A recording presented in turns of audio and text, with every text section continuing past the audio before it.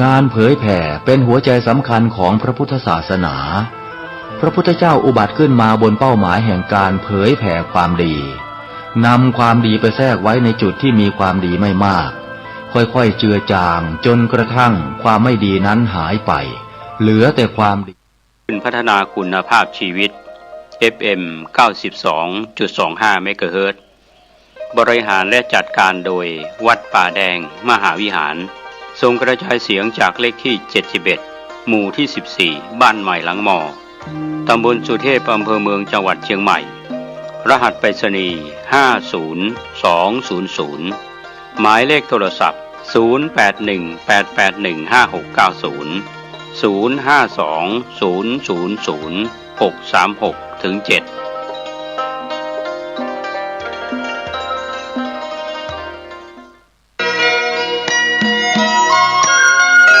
ข่าวสารเพื่อการประชาสัมพันธ์งานบุญงานกุศลกำหนดการทำบุญทอดกฐินสามัคคีของวัดป่าแดงมหาวิหารตำบลสุเทพอำเภอเมืองจังหวัดเชียงใหม่ตรงกับวันพุธที่29ตุลาคมพุทธศักราช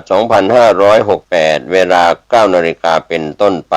โดยมีรองศาสตราจารย์ดร.ธงชัยฟองสมุทรคณบดีคณะวิศวกรรมศาสตร์มหาวิทยาลัยเชียงใหม่พร้อมผู้บริหารคณาจารย์และนักศึกษาคณะศรัทธาของวัดป่าแดงมหาวิหารศรัทธาภายในภายนอกที่มาร่วมงานทำบุญทอดกฐินสามัคคีประจำปี 2568 เพื่อสมทบทุนสร้างศูนย์เรียนรู้และพิพิธภัณฑ์พระเจ้าจิโรกราชวัดป่าแดงมหาวิหารท่านที่ร่วมทำบุญทอดกฐินติดต่อสอบถามและร่วมทำบุญ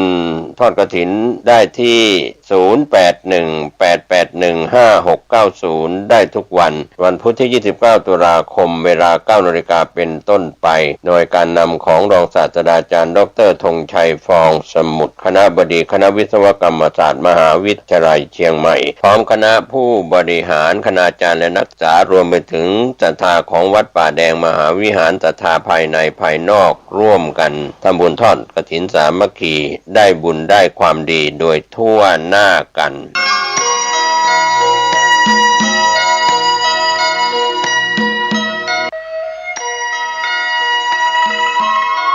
ข่าวสารเพื่อการประชาสัมพันธ์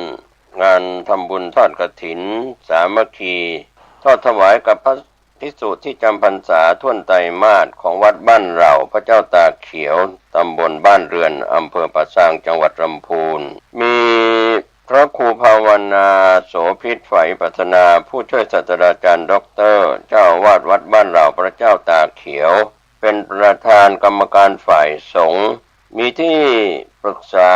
เป็นประธานที่ปรึกษาคุณแม่ประกอบสุริยจันทร์คุณชาวริศสุริยจันทร์คุณยายสุดท้ายครังชำนาญคุณชาครณลำปางเป็นประธานที่ปรึกษานอกจากนั้นก็มี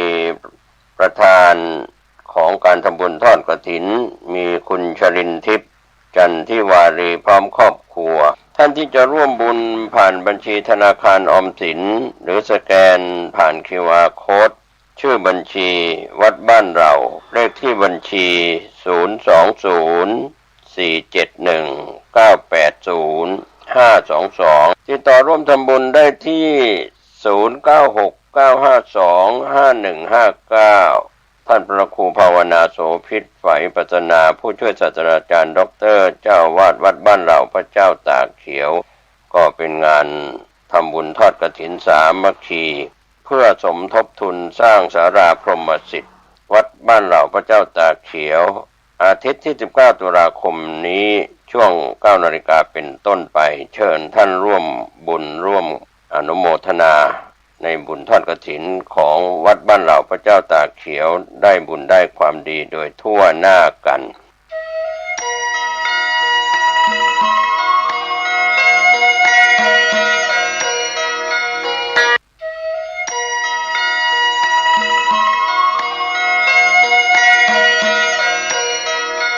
ข่าวสารเพื่อการประชาสัมพันธ์ขอเชิญชวน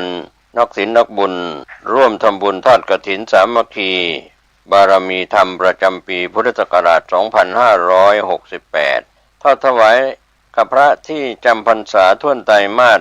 ณวัดชัยสถานป่าเศร้าน้อยตำบลสันปุเรยอำเภอดอยสะเก็ดจังหวัดเชียงใหม่ตรงกับวันอาทิตย์ที่2พฤศจิกายนพุทธศักราช2568เวลา 13:39 นาทีการทำบุญทอดกฐินในคราวครั้งนี้นำปัจจัยบูรณวิหารประดับกระจกเสาหน้าซุ้มประตูหน้าต่างทาสีรอบอาคารรูปปั้นพญานาคให้แล้วเสร็จต่อไปปัจจุบันมีพระครูประภัชชัยคุณเป็นเจ้าอาวาสวัดชัยสถานป่าเศร้าน้อยเจ้าคณะตำบลสันปุเรยเขต 2ท่านสามารถติดต่อสอบถามรายละเอียดและร่วมทำบุญได้ที่ 0876572276 0876572276 ก็เป็นการสอบถามข้อมูลรายละเอียดและร่วมเป็นเจ้าภาพทำบุญทอดกฐินในคราวครั้งนี้ตรงกับวันที่2พฤศจิกายนเป็นวันอาทิตย์เวลา 13:39 นาทีเชิญชวนนักศีลนักบุญผู้ใจบุญทั้งหลายร่วมงานทำบุญทอดกฐินสามัคคีบารมีธรรมประจำปี 2568 ณ วัดชัยสถานป่าเศร้าน้อยตำบลสันปุเรยอำเภอดอยสะเก็ดจังหวัดเชียงใหม่ได้บุญได้กุศลได้ความดีได้อนุโมทนาโดยทั่วหน้ากัน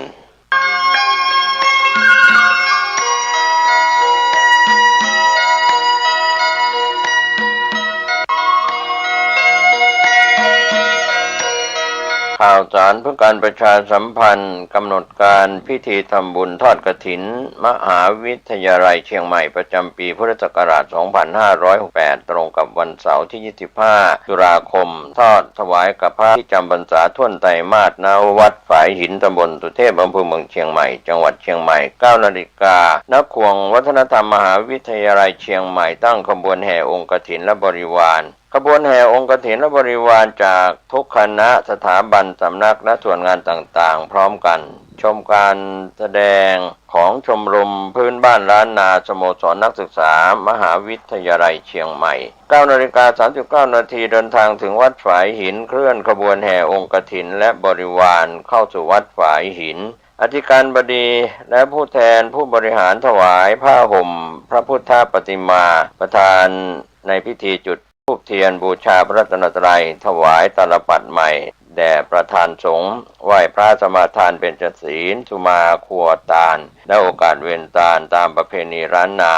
ประธานพิธีกล่าวนำคำถวายผ้ากฐินแด่พระสงฆ์น้อมนำผ้าไตรกฐินและผ้าไตรคู่สวดวางบนผ่านแว่นฟ้าด้านหน้าพระสงฆ์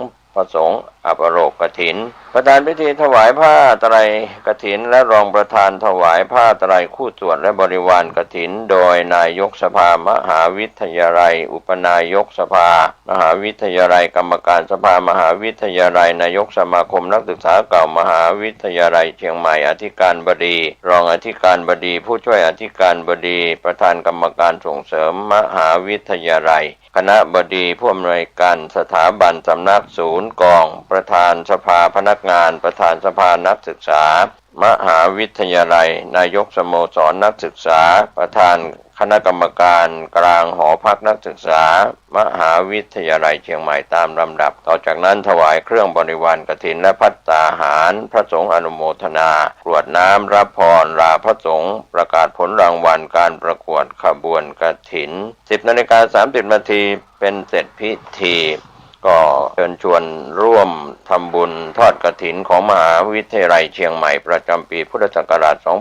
2568 ตรงกับวันเสาร์ที่ 25 ตุลาคมทอดถวายณวัดฝายหินตำบลสุเทพอำเภอเมืองเชียงใหม่จังหวัดเชียงใหม่ช่วงเช้า 9 นาฬิกาเป็นต้นไปจนเสร็จพิธีขอหน่วยงานทั้งหลายศรัทธาภายในภายนอกของมหาวิทยาลัยร่วมบุญอานิสงส์กับพระสงฆ์ที่จำพรรษาท่วนไตรมาสณวัดฝายหินเสาร์ที่ 25 ตุลาคม 2568 ได้บุญได้ความดีบริจาคบุญอานิสงส์กฐินอันยิ่งใหญ่สาธุอนุโมทนาทุกรูปทุกนามที่ได้ร่วมบุญโดยพร้อมเพรียงกัน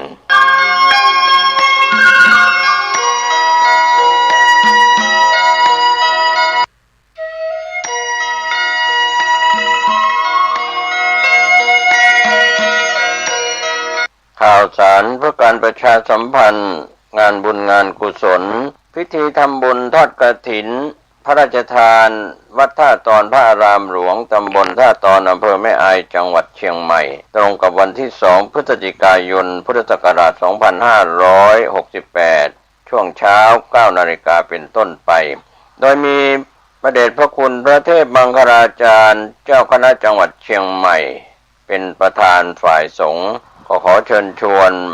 ศรัทธานักศีลนักบุญทั้งหลายได้ร่วมงานในพิธีกฐินพระราชทานวัดท่าตอนพระอารามหลวงตำบลท่าตอนอำเภอแม่อายจังหวัดเชียงใหม่2 พฤศจิกายนเวลา 9 นาฬิกาเป็นต้นไปท่านที่จะสอบถามและร่วมทำบุญติดต่อได้ที่ 0818829199 ก็เป็นงานบุญงานกุศลพิธีทอดกฐินพระราชทานของวัดท่าตอนพระอารามหลวง2 พฤศจิกายนช่วงเช้า 9 นาฬิกาเป็นต้นไปเชิญท่านร่วมบุญร่วมงานกฐินพระราชทานของวัดท่าตอนได้บุญได้ความดีโดยทั่วหน้ากัน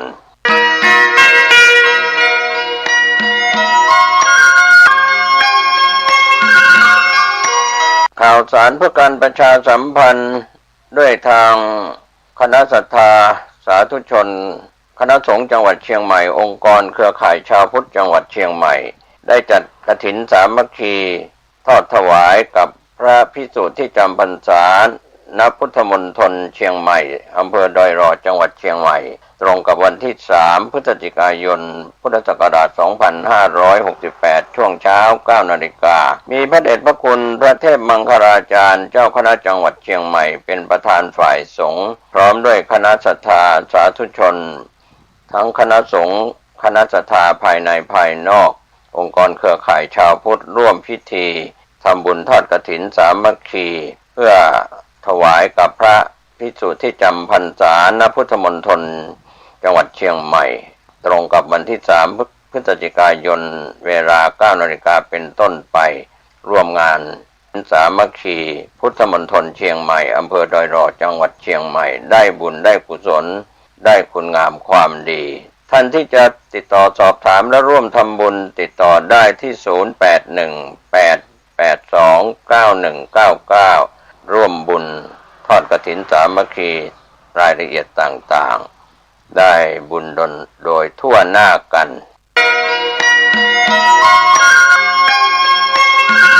ข่าวสารเพื่อการประชาสัมพันธ์การทำบุญทอดกฐินสามัคคีของคณะศรัทธาสามัคคีทอดถวายณวัดพระเจ้าเมงรายตำบลพระสิงห์อำเภอเมืองเชียงใหม่จังหวัดเชียงใหม่ตรงกับวันที่25 ตุลาคม 2568เวลา 9 นาฬิกาเป็นต้นไปมีพระเดชพระคุณพระเทพมังคลาจารย์เจ้าคณะจังหวัดเชียงใหม่เป็นประธานฝ่ายสงฆ์พร้อมด้วยคณะกรรมการกฐินร่วมเป็นกฐินสามัคคีเชิญท่านร่วมบุญทอดกฐินสามัคคีของวัดพระเจ้าเมงรายตำบลพระสิงห์อำเภอเมืองเชียงใหม่จังหวัดเชียงใหม่25 ตุลาคม 2568ช่วงเช้า 9 นาฬิกาท่านที่จะสอบถามและร่วมทำบุญติดต่อได้ที่ 0818829199 0818829199 ก็เป็นงานทำบุญทอดกฐินสามัคคีของวัดพระเจ้าเมงรายตำบลพระสิงห์อำเภอเมืองเชียงใหม่จังหวัดเชียงใหม่25 ตุลาคมช่วงเช้า 9 นาฬิกาเป็นต้นไปท่านร่วมบุญร่วมงานทำบุญทอดกฐินสามัคคีของวัดพระเจ้าเมงรายได้ความดีได้อนุโมทนาได้อานิสงส์อันยิ่งใหญ่โดยทั่วหน้ากัน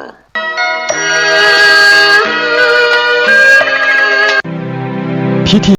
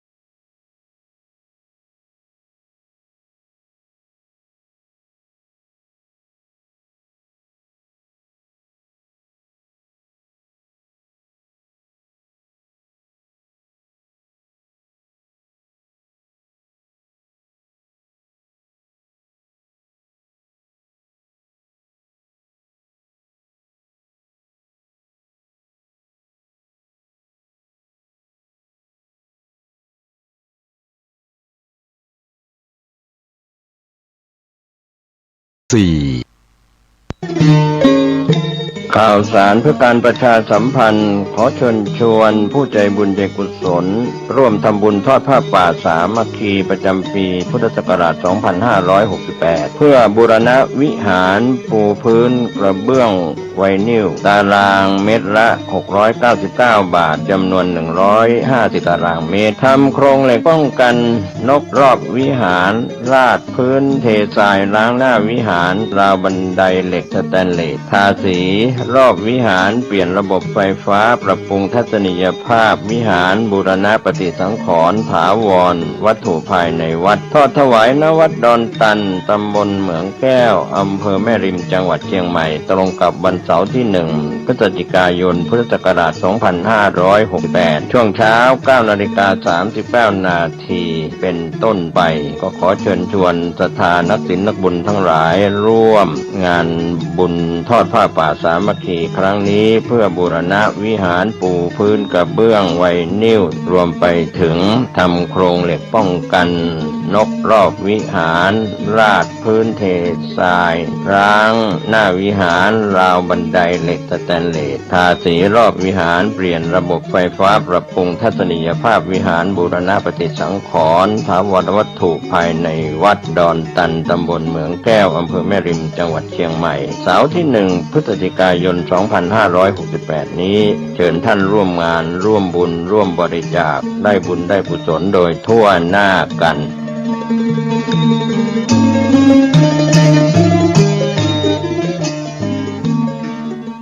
เจริญสุขญาติโยมท่านผู้ฟังทั้งหลาย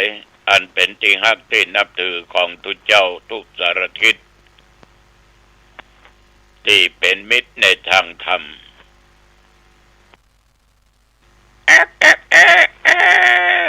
มาพบกันอีกแล้วรายการปกิณกะแห่งธรรมะไม่ได้ยินเสียงไก่ขันพระคณะดังสถานีวิทยุแห่งนี้เป็นประจำทุกวันในเวลาเดียวกันนี้อาตมาตัวเจ้าวัดหนองตองหางดงจังหวัดเชียงใหม่ต้องขออนุโมทนาขอบใจต่อท่านเจ้าหน้าที่สถานีวิทยุเป็นอย่างมากที่อำนวยความสะดวกโดยดีตลอดมาขอบใจต่อญาติต่อโยมทุกคน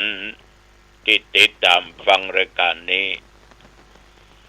เอาละต่อไปเราบูชาพระรัตนตรัยแล้วก็สวดมนต์เพื่อเป็นมงคลต่อชีวิตกันต่อไปอรหังสัมมาสัมพุทโธภควาพุทธังภควันตังอภิวาเทมิกราบพระพุทธสวากขาโตภควตาธัมโมธัมมังนัมมัสสามิกราบพระธรรมสุปฏิปันโนภควโตสาวกสังโฆสังฆังนัมมามิกราบพระสงฆ์นะโมตัสสะภะคะวะโตอะระหะโตสัมมาสัมพุทธัสสะนะโม